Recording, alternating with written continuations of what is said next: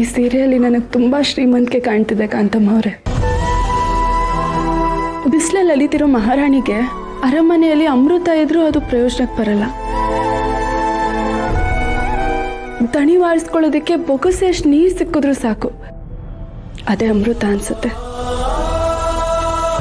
ಇವಾಗ ನೀವು ತೋರಿಸ್ತಿರೋ ಪ್ರೀತಿ ನನ್ನ ಪಾಲಿಗೆ ಅಮೃತ ಇದ್ದ ಹಾಗೆ. ಅಳಿಸ್ಬಿಡ್ತೀರಪ್ಪ ನೀವು ನನ್ನ. ದೊಡ್ಡ ಮಾತು ಶ್ರಾವಣಿ ಮೊರೆ. ಅದಕ್ಕೆ ತುಂಬಿದ ಕೂಡ ತುಳುಕಲ್ಲ ಅನ್ನೋದು. ದೊಡ್ಡ ಮನೆ ಕುಡಿಗೆ ಪ್ರೀತಿ ವಿಶ್ವಾಸದ ಅರ್ಥ ಗೊತ್ತಿರಲ್ವಾ? ಬನ್ನಿ, ದೇವರಿಗೆ ದೀಪ ಹಚ್ಚಿ ಪೂಜೆ ಮಾಡಿ.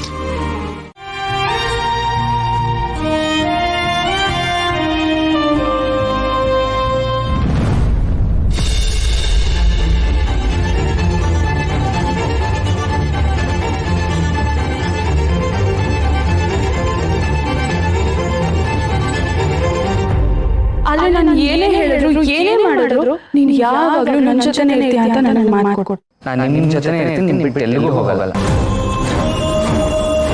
ಯಾರು ಕಟ್ಟಿದ್ರು ನಿಮ್ಗೆ ದಿನ?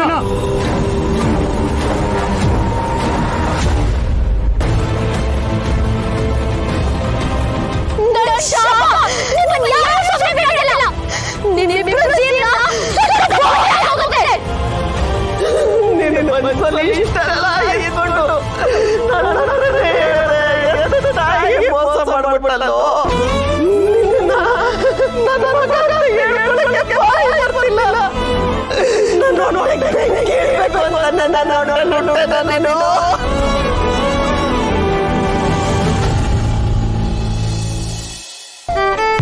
ಚಂದಿರ ತಂದ ಹುಣ್ಣಿಮೆ ರಾತ್ರಿ, ಗಾಳಿಯು ತಂದ ತಣ್ಣನೆ ರಾತ್ರಿ, ಹಾಯಾಗಿ ನಾವು ಅಲ್ಲ ನೀ ಮೇಡಮರೇ, ಆಲ್ ದ ವೆರಿ ಬೆಸ್ಟ್.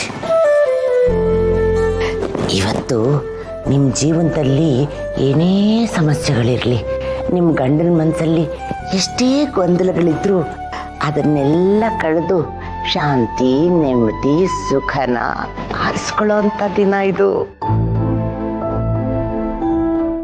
ಅಂದ್ರೆ ಕತ್ಲಲ್ಲಿ ಬೆಳಕನ್ನ ಕಂಡುಕೊಳ್ಳೋ ಅಂತ ರಾತ್ರಿ. ಇನ್ಮೇಲೆಲ್ಲ ಸರಿ ಹೋಗುತ್ತೆ. ಬನ್ನಿ ಮೇಡಮ್ ಬರೀ.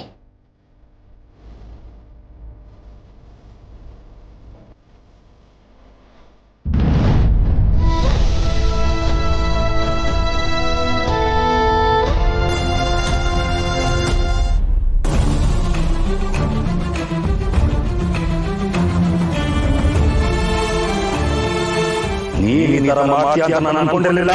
ಹಿಂದೂ ಮನೆಗೆ ಎರಡು ಕೊಟ್ಟಲ್ಲೋ.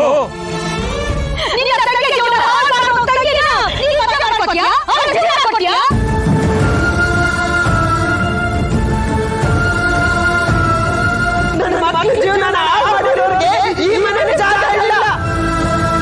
ನಿನ್ನ ಮನಸ್ಸಲ್ಲಿ ಇಷ್ಟೆಲ್ಲ ಇಟ್ಕೊಂಡು ತಾಯಿಗೆ ಮೋಸ ಮಾಡ್ಬಿಟ್ಟಲ್ಲೋ.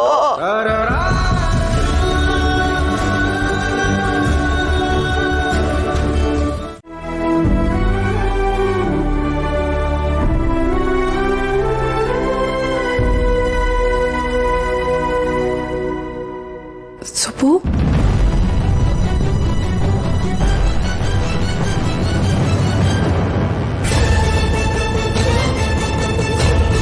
ನಿನ್ನ ಹತ್ರ ಮಾತಾಡೋದು ತುಂಬ ಇದೆ ಸುಬ್ಬು, ಆದರೆ ಮಾತಾಡೋಕ್ಕೆ ಅವಕಾಶ ಸಿಕ್ಕಿಲ್ಲ. ಈಗ ನೀನು ಮಾತಾಡುವಂಥ ಮನಸ್ಥಿತಿಯಲ್ಲೂ ಇಲ್ಲ. ತಗೋ.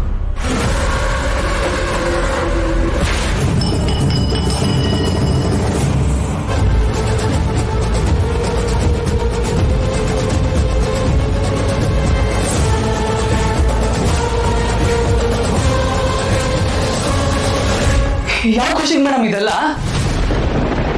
ಅಲ್ಲ, ನಾನು ಏನು ತಪ್ಪು ಮಾಡಿದೆ ಅಂತ ನೀವು ಅನ್ಯಾಯ ಮಾಡಿದ್ರಿ ಈ ಥರ? ಮೇಡಮ್, ನನಗೋಸ್ಕರ ನನ್ನ ಜೀವನದಲ್ಲಿ ಬದುಕ್ದೋನೇ ಅಲ್ಲ ನಾನು. ಮೇಡಮ್, ನನ್ನ ಜೀವನದಲ್ಲಿ ಇದ್ದಿದ್ದು ಎರಡೇ ಗುರಿ ನನಗೆ. ಒಂದು, ಅಪ್ಪ ಅಮ್ಮನ ನನ್ನ ಕುಟುಂಬನ ಚೆನ್ನಾಗಿ ನೋಡ್ಕೊಬೇಕು. ಇನ್ನೊಂದು, ಯಜಮಾನ್ರ ನಂಬಿಕೆಯನ್ನು ಉಳಿಸ್ಕೋಬೇಕು ಅಂತ. ಆದರೆ ನಿಮ್ಮಿಂದ ಎರಡೂ ಆಗಿಲ್ಲ ಮೇಡಮ್. ಮುಗೀತು ಮೇಡಮ್, ನನ್ನ ಬದುಕೇ ಮುಗ್ದೋಯ್ತು ಮೇಡಮ್. ಮದುವೆ ಮಂಟಪದಲ್ಲಿ ಯಜಮಾನ್ರ ಕಣ್ಣಲ್ಲಿ ಇದ್ದಿದ್ದ ಕೋಪ, ಮನೇಲಿ ಫಾರಿನ್ ಮದುವೆ ನಡೆದಿಲ್ಲ ಅಂತ ಅವ್ರ ಕಣ್ಣಲ್ಲಿ ಇದ್ದಿದ್ದು ನೀರು, ಇದೆಲ್ಲ ನೋಡಿದ್ಮೇಲೆ ನನಗೆ ಬದುಕ ಮೇಲೆ ಇದ್ದಿದ್ದು ಆಸೆಗಳೇ ಹೊರಟೋಯ್ತು ಮೇಡಮ್. ನನ್ನ ಜೀವನನೇ ಕೊಂದ್ಬಿಟ್ರಿ ಮೇಡಮ್. ನಮ್ಮ ಮನೆ ಪರಿಸ್ಥಿತಿ ಏನಾಗ್ತಿದೆ ಅಂತ ನೋಡ್ತಿದ್ದೀರಾ ಅಲ್ವಾ? ತಂಗಿ ಮದುವೆ ನಿಂತೋಯ್ತು. ಅಮ್ಮ ನನ್ನ ಹೊಟ್ಟೆಲಿ ಯಾಕೆ ಹುಟ್ಟಿದೆ ಅಂತ ಕೇಳ್ತಾ ಇದ್ದಾರೆ. ಇಂಥ ಮಗ ಈ ಮನೇಲಿ ಹುಟ್ಟಿರೋದಕ್ಕೆ ಮನೆಯವರೆಲ್ಲರೂ ಕಣ್ಣೀರಲ್ಲಿ ಕೈ ತೊಳಿತಾ ಇದ್ದಾರೆ ಮೇಡಮ್. ಇದಕ್ಕೆಲ್ಲ ಕಾರಣ ನೀವೇ ಮೇಡಮ್. ಇದಕ್ಕೆಲ್ಲ ಕಾರಣ ನೀವೇ. ಬೇಡಪ್ಪ, ಬೇಡವೇ ಬೇಡ. ನೀವು ಆಡೋ ಯಾವ ಮಾತುಗಳಿಂದನೂ ನಮ್ಮ ಮನೇಲಿ ಆಗಿರೋ ಸಮಸ್ಯೆಗೆ ಪರಿಹಾರ ಸಿಗೋದಿಲ್ಲ. ದೊಡ್ಡ ಮನೆ ಮೇಲಿರೋ ಗೌರವಕ್ಕೋಸ್ಕರ, ಯಜಮಾನ್ರ ಮೇಲಿರೋ ಭಕ್ತಿಗೋಸ್ಕರ ನಾನು ಯಾವಾಗಲೂ ನಿಮ್ಮ ಜೊತೆನೇ ಇರ್ತಿದ್ದೆ. ಆದ್ರೆ ಇವಾಗ ನೀವು ಮಾಡಿರೋ ಕೆಲಸದಿಂದ ದೊಡ್ಡ ಮನೆಗೆ ದ್ರೋಹ ಮಾಡ್ತಿದ್ದೀನಿ ಅನ್ನೋ ಅಪವಾದ ಹೊತ್ಕೋಬೇಕಾಗಿದೆ. ಯಜಮಾನ್ರು ನಂಬಿಕೆ ಕಳ್ಕೊಂಡು ನಂಬಿಕೆ ದ್ರೋಹಿ ಅನ್ಸ್ಕೋಬೇಕಾಗಿದೆ ಮೇಡಮ್. ಹೀಗೆಲ್ಲ ಆಗುತ್ತೆ ನನ್ನ ಬದುಕಲ್ಲಿ ಅಂತ ನನ್ನ ಕನಸಲ್ಲೂ ಅನ್ಕೊಂಡಿರ್ಲಿಲ್ಲ ಮೇಡಮ್ ನಾನು.